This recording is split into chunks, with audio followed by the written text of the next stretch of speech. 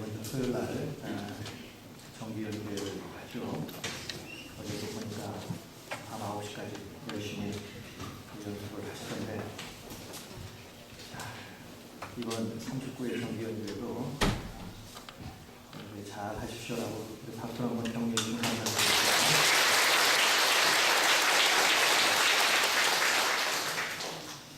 자, 오늘은 설교를 시작하면서요, 몇 장의 사진을 좀 저희들이 먼저 보도록 하겠습니다. 누굽니까? 손흥민 선수입니다. 왜 울고 있습니까? 월드컵 본선에 16강을 못 올라가서 지금 우는 거죠? 저 눈물은 어떤 눈물입니까? 속상한 눈물이겠죠? 자, 그 다음 보겠습니다. 박근혜 대통령입니다. 얼마 전에 우셨죠? 우신 이유를 아실 겁니다. 그렇죠? 세월호 사건 당황 발표하시면서 흘리신 눈물입니다. 저 눈물은 어떤 눈물입니까?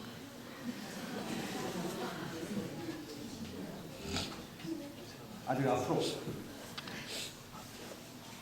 박근혜 대통령의 눈물은 어떤 눈물입니까? 미안한 눈물이 크겠죠? 자, 그 다음 한번 보겠습니다. 자, 김수현 씨인데, 제가 이 드라마를 몰라서 물어봤습니다. 저 김수현 씨가 왜 저렇게 우냐? 그랬더니, 저 사람은 별에서 왔답니다. 별에서 왔는데, 지구인을 사랑하는 거예요. 사랑할 수 없는 사람을 사랑하니까, 이제 사랑하는 사람을 떼놔야 됩니다. 그래서 모질게 했다는 거죠. 그 마음이 아파서 운다는 겁니다. 저런 눈물도 있습니다. 자, 그 다음 한번 보실까요? 애가 오는데, 애가 오는 거야 하는 거 이거 하나겠죠? 배고파서 오는 걸 겁니다. 근데 그 다음 사진은요, 좀 더 큰 아이인데 뭔가 지금 앞에 있는 뭔가에 향해서 절규하면서 옵니다. 글쎄요, 엄마가 어디를 가는 건지, 아니면 뭐가 갖고 싶은데 안 줘서 지금 달라고 저렇게 애를 쓰고 오는 건지 모르겠지만, 저것도 역시 절규를 합니다. 자, 그 다음 사진 한번 보실까요? 누가 돌아가셨던 모양이에요. 그래서 지금 장례식에서 지금 비통에 빠져서 지금 눈물을 흘리고 있는 그런 장면이겠죠. 자, 그 다음입니다. 자, 이 아이는 울게 하는데 뭔가 알을 보고 열심히 우는 것 같으니까 제가 이렇게 추측을 했습니다. 뭔가 맛있는 걸 먹다가 그걸 떨어뜨렸어요. 못 먹게 됐습니다. 그게 속상해서 아마 먹던 거를 갖다가 지금 쳐다보면서 우는 것이 아닐까 싶습니다. 아쉬움의 눈물이겠죠. 자, 그 다음입니다. 김연아씨입니다. 근데 울긴 하는데 저 사진이 언제적 사진인가 봤더니 은메달을 땄을 때의 사진이더라고요. 아마 금메달을 못 따서 좀 아쉬워서 우는 것이 아닐까 싶습니다. 자, 근데 그 다음도 김연아씨입니다. 이때는 금메달을 따서 우는 눈물입니다. 근데 눈에서 눈물이 나는데 입에서는 미소가 있죠. 그 다음 그림도 역시 마찬가지로 그런 눈물입니다. 이 사진 많이 보셨죠? 이 그림. 리히텐슈타인이 그린 그림입니다. 현대 팝 아티스트의 대가입니다. 이 그림이 값이 얼마 정도 갈까요? 우리나라에 어떤 분이 한 100억 가까이 주고 샀답니다. 저 그림이 희한해요. 입은 웃는데 눈에는 눈물이 납니다. 그래서 이 제목이 해피 티어스예요. 행복한 눈물. 자, 슬퍼서, 아파서, 고통스러워서, 원통해서, 분해서, 무언가를 상실해서 우는 눈물이 아니라 저렇게 행복해서 흘린 눈물을 경험해 보셨습니까? 눈에서는 하염없이 눈물이 나는데 입에서는 하염없이 기쁨이 뿜어져 나오는 그런 행복한 눈물. 자, 오늘 본문에 바로 그러한 눈물이 나옵니다. 자, 오늘 4절 중간에 보면 이런 구절이 있어요. 그들이 울면서 그 길을 간다. 이렇게 말합니다. 울면서 그 길을 가요. 지금 이스라엘 백성들이 지금 울면서 그 길을 갑니다. 이 눈물은 슬픔의 눈물이 아닙니다. 좌절의 눈물이 아니에요. 인생이 짊어진 멍해 때문에 너무너무 고통스러워서 흘리는 눈물도 아닙니다. 이 눈물은 정반대로 믿을 수 없는 일들이 자기의 삶에 일어나서 그것이 너무 감격스러워서 흘리는 그런 눈물입니다. 이스라엘 백성들이 지금 이것을 지금 이 오늘 본문의 내용이 지금 어떤 부분이냐면 지난 세월 정말로 너무나 모든 고생을 했어요. 그 고생을 생각하면서 지금의 상황 이것이 너무너무 감격스럽고 너무너무 꿈만 같아서 터져나온 그러한 여러분 세상에 살만한 이유가요 가끔 보면 정말 믿어지지 않는 일이 내 삶에도 일어나기 때문에 그렇습니다. 언제나 논리에 부합하고요. 그리고 상황에 따라서 예측 가능한 일만 일어난다면 정말 힘겹게 사는 사람들은 무슨 맛의 삶을 살겠습니까? 그러나 우리의 인생의 능력 가만 보면 우리의 생각과는 전혀 다르게 정말로 믿어지지 않는 기적 같은 일들이 일어날 때도 있습니다. 공부에 취미가 없어서 방황하면서 부모의 마음을 그렇게 속썩였던 애가 어느 날 보니까 탁월한 재능을 가지고 있는 거예요. 이제는 나을 수 없을 것 같은 내 육체의 병이 기적적으로 나아서 건강을 회복할 때도 있어요. 전혀 예상하지 못했는데 합격 소식이 들릴 때도 있어요.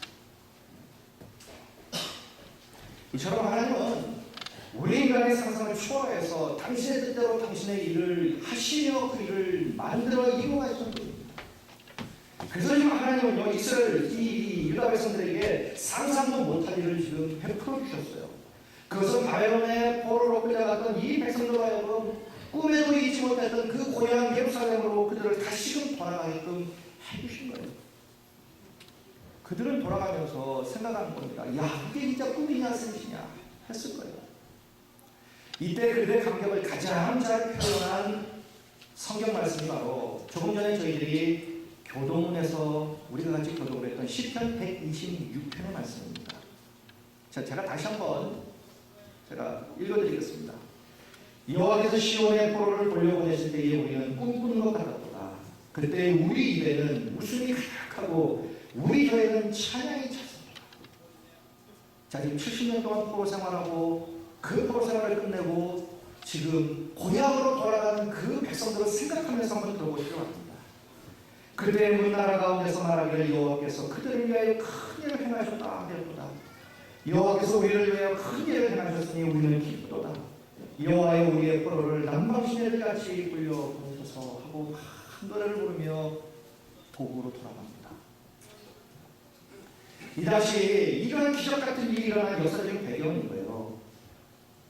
바벨론이 유다를 멸망시켰죠. 느부갓네살 왕이 포로로 다 이 백성들을 끌고 갔어요. 그런데 이 바벨론이 얼마 가지 못해서 페르시아 고레스 왕에서 멸망합니다. 자, 그리고 이제 이 유다 땅 그리고 이 모든 유다 백성들은 다 이제 고레스의 백성이 되어버린 거예요. 자, 그러자 이 고레스 왕이 가만히 보니까 이제 바벨론 땅에 포로로 왔던 사람들이 많은 거예요. 그 가운데 유다 백성들이 있는 거예요. 자, 그래서 이 유다 백성들에게 칭령을 내려서 이제는 다 니들 고향으로 돌아가면 좋다 하고 허락을 해줍니다. 이 칭령을 받으면서 이 유다 백성들이 얼마나 감격을 했겠습니까? 서로 얼싸안고 울고 난리가 났겠죠. 야, 이제 우리 드디어 이제 우리 고향으로 가구나. 이제 드디어 이 짐승 같은 삶을 우리가 이제 마감하구나. 그렇게 그리던 우리 이제 고향으로 돌아가구나. 얼마나 기뻤겠습니까? 먼 길을 떠날 이제 치료를 했겠죠. 가재도구를 정리하고 집을 싸고 이제 바벨론에서의 삶을 이제 정리했겠죠. 아이들은 영문을 몰라서 이제 가면서 물었겠죠. 왜 우리가 이렇게 멀리 갑니까? 그런데 그 부모들이 그 큰 길을 걸어가면서 지난날에 그들이 슬렸던 그 동물과 이 돌아가는 이 길의 의미가 무엇인지 자녀들에게 다 설명을 해줬을 거예요. 바벨론에서 그들의 고향까지는 너무 먼 길이었습니다. 걸어서 한 달 이상을 걸어가야 하는 큰 길이에요. 가면서 사막도 있고요, 광야도 있습니다. 그런데 더 의미가 있는 것은 이 길은 그 옛날 그들의 조상 아브라함의 가족이 이제 갈대우를 떠나서 하나님께서 지시한 바로 그 가나안으로 가는 그 길과 똑같은 길이에요. 먼 길을 떠납니다. 하지만 이 고향으로 돌아가는 그 길은 결코 무거운 발걸음이 아니었어요. 가벼운 발걸음이었습니다. 70년 전에 이제 고향이 다 무너지고 포로가 되어서 끌려갔을 때 그들의 발걸음은 어땠을까요? 떨어지지 아니하는 발걸음이었겠죠. 정말로 비통하고 처절하고 정말로 불통하고 원통한 정말 그 마음으로 울면서 갔던 그 길이었을 거예요. 온몸에 사사들이 꽁꽁 묶여서 짐승심을 받으면서 바벨론을 끌려갔던 바로 그 발걸음이었죠. 언제 우리가 다시 고향으로 돌아올까? 내가 살아생전에 내가 다시 고향의 땅을 갈까? 저 바벨론에 가면 도대체 우리는 어떤 삶을 살까? 이러한 두려움 가운데에 그들은 바벨론을 향해 또 갔겠죠. 그 발걸음은 정말로 절망의 발걸음이었을 거예요. 그러나 이제는 합니다. 드디어 포로로 살렸다는 동안 그날 누군가가 감격이 되어서 먼저 이 감격의 눈물을 흘렸을 거예요. 어쩌면 70년 전에 포로로 끌려갔던 어떤 한 사람, 그래서 지금 이제 머리가 백발이 성성이 된 노인이 된 어떤 한 사람이 이제 너무너무 감격스러워서 자기의 고향을 그리며 그 예루살렘의 웅장한 성을 보며 그 화려한 성전을 바라보며 꿈꾸면서 이제 우리가 고향으로 돌아가는 것이 너무 감격스러워서 울었는지도 모르겠죠. 그 눈물은 이제 천연이 됩니다. 옆사람에게 같이 웁니다. 감격스러워서 웁니다. 그런데 바벨론에서 태어난 이 신세대들은 도대체 왜 우는지 이유를 모르면서 따라와요. 그러니 이들이 고향으로 돌아가는 그 길, 그 행렬은 이상한 행렬이에요. 울었다가 웃었다가 울었다가 웃었다가.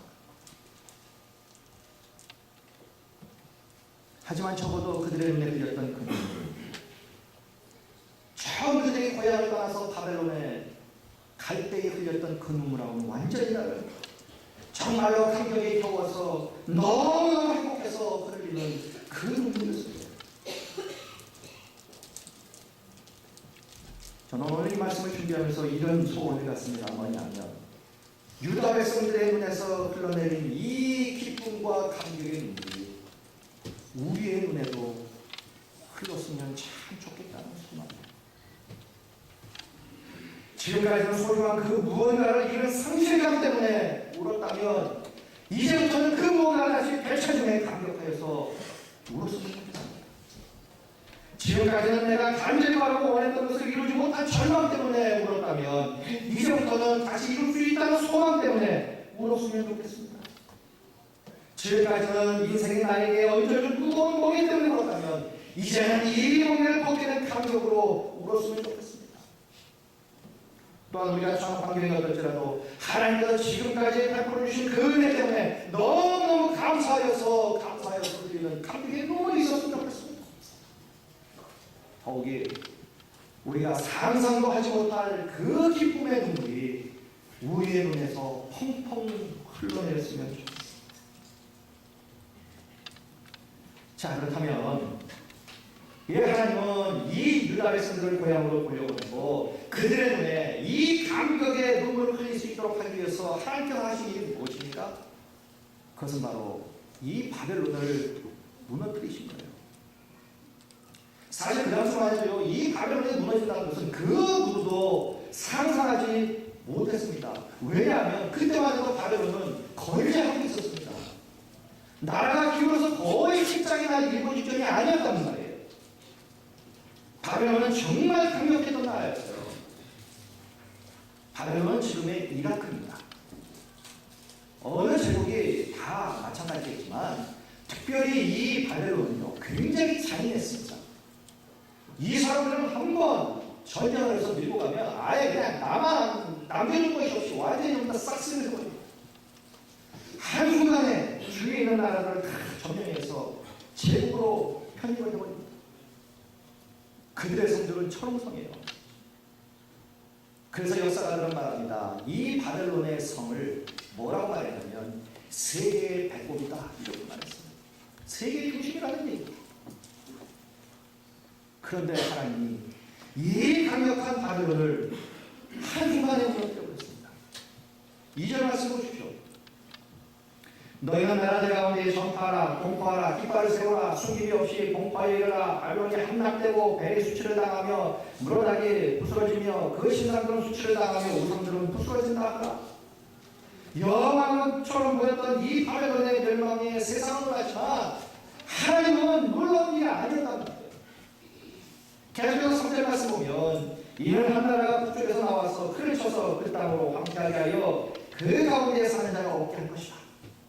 북쪽에 있는 한 나라, 그 나라는 바로 페르시아였습니다. 페르시아는 지금의 이란이거든요. 그러니까 그 옛날 이란의 조상들이 이라크의 조상들을 멸망시킨 거예요. 그래서 이란하고 이라크는 지금 이렇게 붙어있지는 않아요. 둘 다 똑같이 무슬림 국가요, 중동에 있습니다. 그럼에도 불구하고 이란하고 이라크는 지금도 사이가 안 좋아요. 그리고 두 나라는 인종적으로도 완전히 다른 사람들입니다. 페르시아가 하나님의 계획대로 이 바벨론을 멸망시켰습니다. 기원전 539년에 바로 페르시아의 고레스 왕이 마지막 왕 벨사살 왕을 이제 포로 잡아 죽여버립니다. 벨사살 왕은 어디에 나오냐면 다니엘서에 나오는 왕 이름입니다. 그런데 놀라운 사실은 이 거대한 제국이 피 한 방울 흘리지 아니하고 무너졌어요. 이게 기적입니다. 고레스 왕이 군사를 이끌고 바벨론 도성으로 들어갔는데 벨사살 왕이 그냥 항복을 해버립니다. 칼 한번 휘두르지 아니하고 이 거대한 제국이 그냥 한날이 되버립니다. 하나님께서 이 거대한 제국을 그냥 무너뜨려버립니다. 이런 일에 세상은 놀랐지만 하나님에게는 너무너무 익숙한 일이에요. 그 이전에도 많지 않았습니까? 여리고성이 그냥 무너집니다. 그 소년 다윗 앞에 골리앗이 넘어집니다. 홍해가 갈라지는 역사가 일어나요. 세상 사람들은 놀라지만 하나님에게는 너무너무 쉬운 일이에요.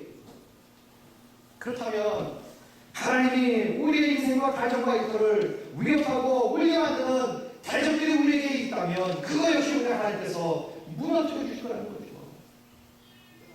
그래서 사람들은 이렇게 생각할 줄 모르겠습니다. 이제 우리 가정은 더 이상 행복은 없다. 우리 아이에게 더 이상 희망이 없다. 나는 이제 더 이상 나올 가능성이 없다. 내 사업은 이제 더 이상 일어날 수가 없겠구나. 이러한 절망과 그리고 좌절을 갖고 있었다면 우리 하나님께서는 이 좌절과 절망감도 무너뜨려 주실 거라는 거죠. 이것이 세상 사람들에게는 기적이요 놀랄 일이지만 우리 하나님께는 너무너무 쉬운 일이에요. 그러게 사랑하는 성도 여러분, 평생 사시면서 정말 하나님만을 바라보며 사시는 하나님께서 이루신 그 큰 일들을 사모하시면서 사시는 겁니다. 그러면 이스라엘 백성들에게 역사하셨던 그 하나님께서 우리에게도 분명히 역사해 주실 줄로 믿습니다. 자, 그런데요, 이 바벨론의 멸망과 이 유다 백성들의 이 예루살렘 귀환은요, 아무런 뜬금없이 저절로 그냥 걸러 생긴 일이 아닙니다. 우연히 그냥 이루어진 일도 아닙니다. 이미 예루살렘이 바벨론의 느부갓네살에게 멸망하기 전부터 이미 하나님은 예레미야를 통해서 예언하도록 그렇게 하셨어요. 유다가 지은 죄가 많습니다. 그래서 하나님은 예레미야 선지자를 통하여 그 죄값을 치우도록 하셨어요. 그것이 바로 70년 포로 생활이었어요. 그런데 그것으로 끝나는 것이 아니라 하나님은 유다 백성들에게 회복을 허락해 주셨습니다. 심판이라고 하는 그 판결문 아래에 회복이라고 하는 사면 문서를 이미 준비하고 계셨던 겁니다. 이처럼 여러분, 우리는요, 어쩌면 구원받을지도 모르는 그런 존재가 아닙니다. 우리의 구원은 이미 정해진 것이고 우리에게는 영원한 생명과 복이 이미 약속되어 있는 겁니다. 그래서 우리의 이야기는 해피엔딩으로 이미 결론이 나 있는 것입니다. 우리가 지금 어떤 삶을 살고 있다 하더라도 상관없이 우리의 삶의 마지막의 이야기는 해피엔딩이라고 우리는 이미 결론이 나 있는 거예요. 왜냐하면 하나님의 편이기 때문입니다. 하나님께서 우리 아버지이기 때문에 그렇다는 거예요. 그러니 어떤 상황, 어떤 일을 만나도 하나님을 끝까지 의지하며 사시길 바랍니다. 그러나 하나님께서 반드시 우리를 다시 감격과 기쁨과 행복으로 물리실 그날이 내 인생에도 분명히 올 것입니다. 자, 그렇다면 이제 우리는 그러면 어떻게 살아야 합니까? 하나님이 하실 놀라운 구원의 큰 일을 기대한다면 우리는 비록 지금 현실이 힘들지만 포기하지 말고 끝까지 도전하고 달려가야 합니다. 이 점에서 우리가 다시 한번 시편 126편 특별히 5절과 6절의 말씀을 우리가 다시 한번 봐야 할 이유가 있어요. 다시 한번 보시겠습니다. 자, 우리 한번 같이 한번 합독을 하시겠습니다. 눈물을 시작. 눈물을 흘리며 씨를 뿌리는 자는 기쁨으로 거두리라. 울며 씨를 뿌려 나가는 자는 반드시 기쁨으로 그 복식단을 가지고 돌아오리라. 아멘. 자, 지금 이 농부가 지금 씨를 뿌리고 있는데요. 지금 이 농부는 지금 눈물을 흘리며 씨를 뿌린다. 그러면 왜 이 농부는 지금 눈물을 흘리면서 씨를 뿌리고 있느냐 하는 거예요. 자, 이 상황을 한번 우리가 상상해 보시겠습니다. 지금 백성들이 포로에서 돌아왔어요. 땅이 황폐합니다. 황폐하다 보니까 씨를 뿌린다고 해서 바로 나는 게 아니에요. 분명한 것은 이거였어요. 그들이 돌아가고 난 다음에도 그 땅은 여전히 흉년이 계속되었어요. 특별히 학계서에 보면 이들이 이제 포로에서 노예받아서 자기네 나라로 갔을 때에 그 땅에는 흉년이 계속 들었더라고 학계서는 분명히 말합니다. 니엠에서도 말합니다. 자, 여러 해의 흉년이 계속 들어요. 사람들이 농사를 짓다가 이제는 포기를 합니다. 떠나요. 그러나 믿음을 가진 농부는 떠나지 않습니다. 그 땅을 끝까지 사수합니다. 왜입니까? 그 땅이 하나님께서 주신 가나안 땅이기 때문에 그래요. 이름의 봄 다시 힘써 밭을 갈고 씨를 뿌립니다. 그런데 여러 해 동안 가뭄 때문에 뿌려도 안 나고 뿌려도 안 납니다. 너무너무 비통한 마음에 이제 씨를 뿌리면서 이 사람들은 씨뿐만이 아니라 그 씨 위에 눈물을 뿌리며 씨를 뿌립니다. 그 손에서 뿌려지는 씨앗은 그냥 씨앗이 아닙니다.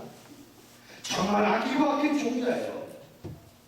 계속해서 흉년이 되니까 먹을 것이 없는 겁니다. 배가 너무너무 고픈 거예요. 배가 고프니 뭐까지 먹습니까? 이 종자까지 먹어버리는 거예요. 그런데 이 농부는 그 종자를 먹지 않아요.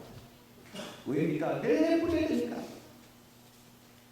애가 배고프다고 울고 난리칩니다. 그 아이를 얻고도 아이를 다니면서도 그 씨앗을 주지 않습니다. 이것을 뿌려야 우리가 내내 살 수 있다고 달래면서 그 씨앗을 주지 않습니다. 그러니 고픈 배를 움켜쥐고 이제 다시 파종을 하러 나가는 그 농부의 눈에는 눈물이 날 수밖에 없는 거예요. 자, 그런데 이 고통의 결과가 무엇입니까? 그가 뿌린 그 씨앗과 그 씨앗 위에 떨어진 그 뜨거운 눈물 위에 하나님께서는 비를 내려주세요. 따뜻한 햇볕을 주십니다. 바람을 막아줍니다. 좋은 일기를 주셨어요. 그래서 다른 곡식과 채소를 나게 하십니다. 가을 추수 때까지 먹을 수 있는 과일도 주셨어요. 이들은 이렇게 눈물로 씨를 뿌렸기에 이제 기쁨으로 가을에 곡식단을 거둘 수 있게 된 겁니다. 이들이 이 노래를 불렀을 때에 그때 상황, 이 말씀의 의미가 무엇입니까?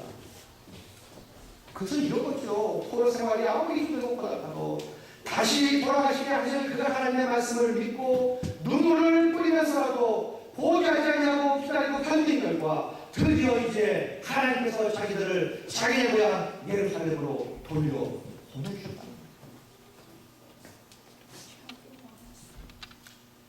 여러분, 우리의 인생도 안 그렇습니까? 우리에게도 바벨론이 왜 없습니까?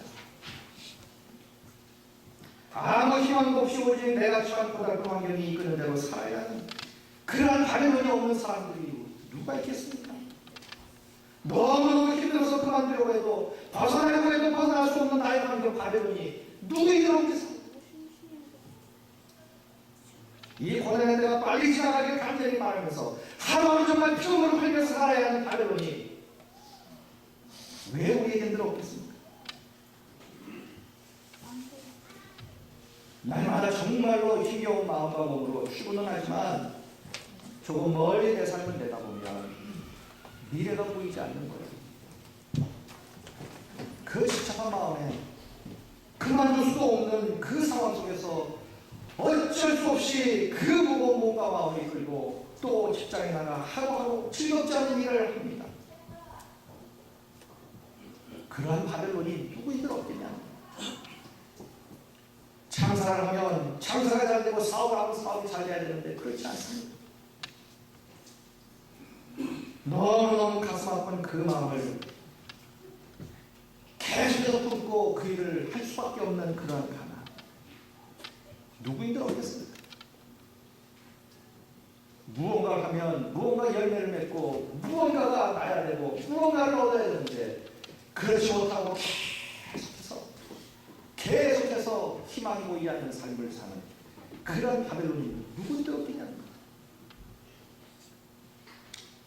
사랑하는 성도 여러분, 그럼에도 불구하고 이렇게 힘들고 고달파도 내 어깨에 내어진 이 인생의 멍에, 세상이 나에게 준 이 멍에, 환경이 나에게 준 이 멍에 회피하지 마시기 바랍니다.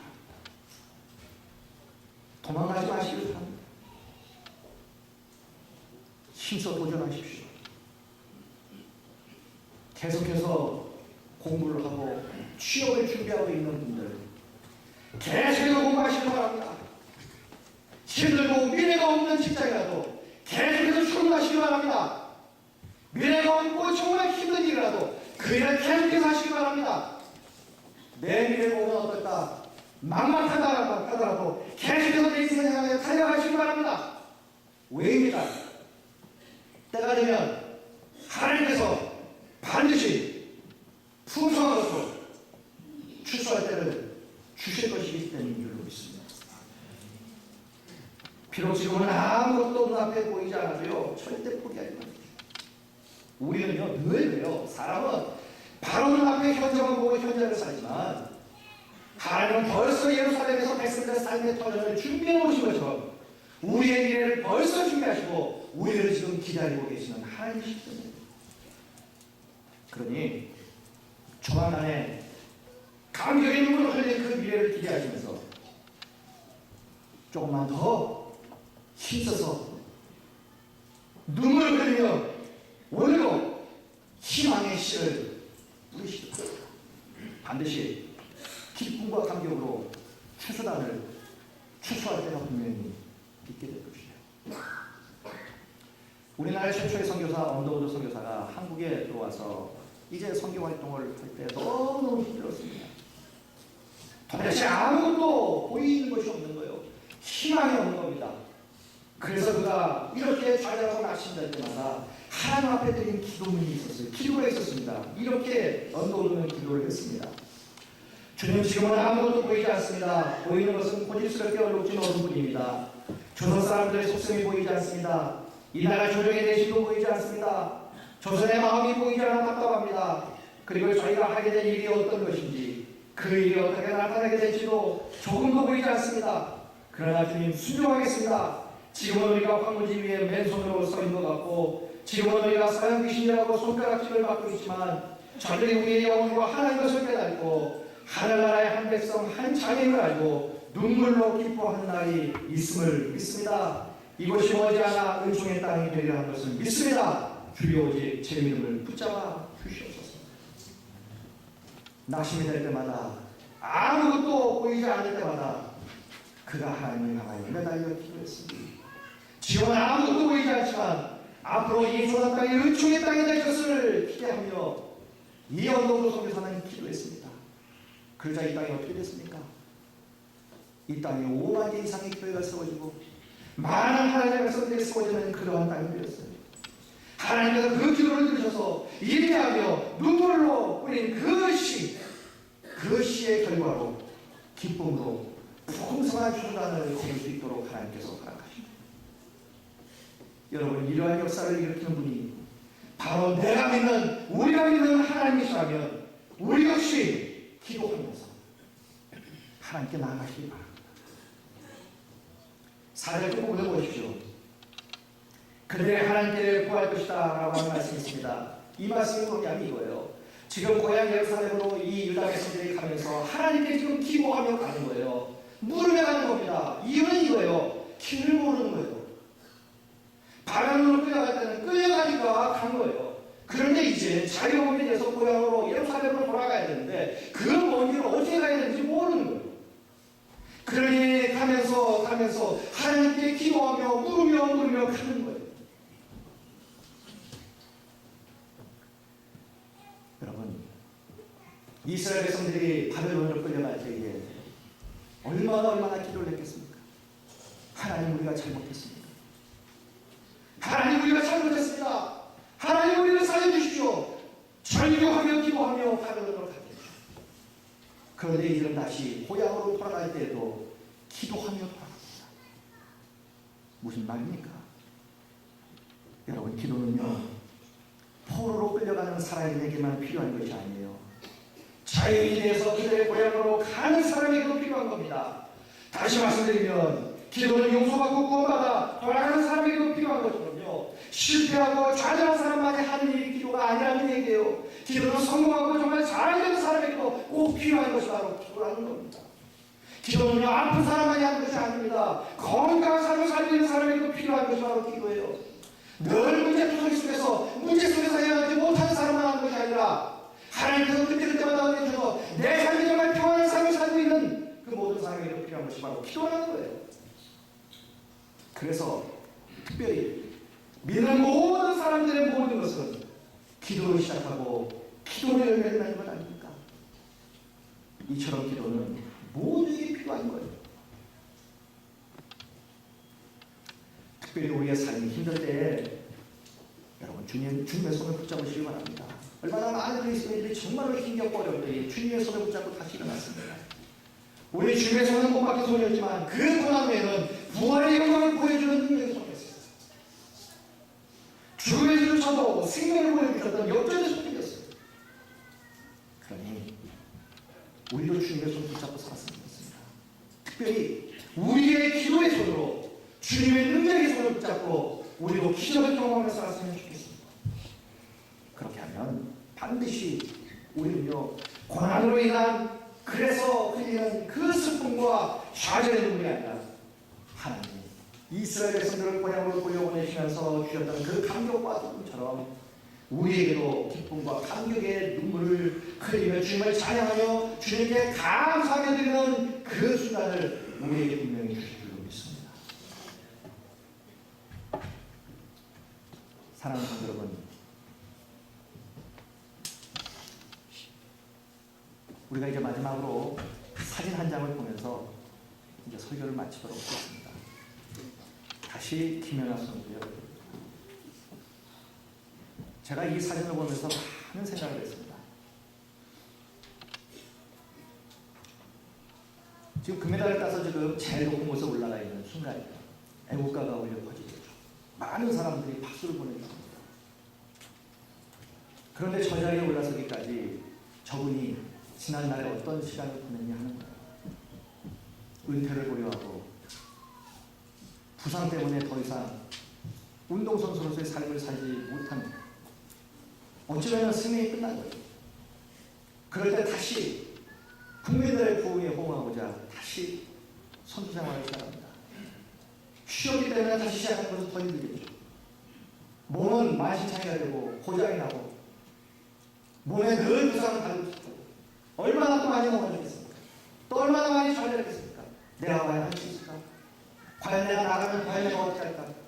또 사람들이 나에게 얼마나 많이 기다리고 있는데 그 기대에 부응을 할까? 그 얼마나 많은 것들이 그 과거의 삶에 있었겠습니까?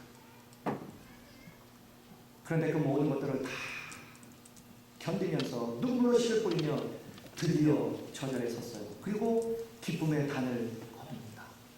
그러면서 흘리는 저 눈물은 분명 감격의 눈물입니다. 정말로 값어치 있는 한 사람의 인생의 모든 것을 다 취약해서 저 안에 엑기스 스스로 담아놓은 바로 그 감격의 눈물일 겁니다. 사랑하는 성도 여러분, 우리도 저 눈물을 흘리는 순간이 우리에게 분명히 있게 될 줄로 믿습니다. 특별히 이제 얼마 있으면 수능입니다. 우리 아이들이 이제 그동안에 정말 열심히 공부를 했어요. 얼마나 그들도 역시 마찬가지로 많은 저녁 시간과 많은 범죄 시간을 겪었겠습니까? 우리 아이들 역시 저 순간 많은 사람들의 박수를 받고 격려를 받으며 정말 감격하여서 지난 시간 고생했던 그것을 회상하며 감격하여서 하나님 앞에 감사드리며 은혜에 감사드리며 흘릴 수 있는 저 감격의 눈물이 바로 우리들의 아이들에게도 있었으면 좋겠습니다. 지금도 힘들어도 참으십시오.